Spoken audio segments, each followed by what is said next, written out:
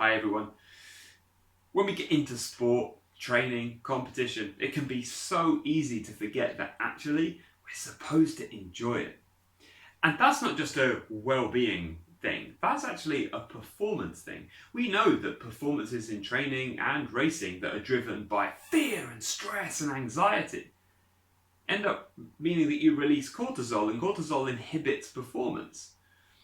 Whereas if we can train and compete with a positive mindset that is about the enjoyment of the competition or movement or the freedom that we feel from speeding along an open road on a bike or trail on the run, we know that the positive approach to the sport releases other hormones that actually increase and improve performance.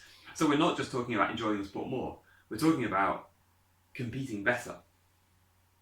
Now, the current restrictions that have been placed on us because of the coronavirus mean that our lives have been stripped back and inhibited in a way that can actually put into quite stark contrast for us some of the things that really fire us up about our sport, some of the things that we really enjoy, but also maybe some of the things that we've done for a while that we don't miss, or that doing differently we find some kind of pleasure in. So I think it's really important for us to ask ourselves a few questions to analyse what we do really enjoy about our sport.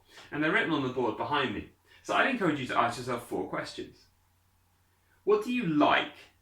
What have you found that you like about the restrictions that are currently, or the restrictions to your training that are currently in place? You're having to do things differently. What works for you? But what don't you like about those restrictions? What things do you want to avoid when you go back to a normal training plan? Also ask yourself, what do you miss?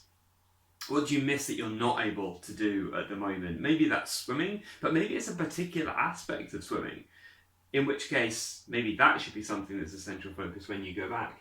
And similarly, what don't you miss?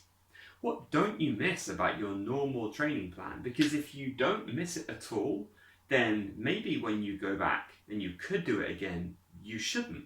Because after all, if we want to enjoy training the most, we want to do the types of training that maybe we enjoy and engage with the most. If we do those, we'll do more training. And if we do more training, we'll get better. And if we get better, we'll perform better and enjoy it more. And surely that's what it's all about.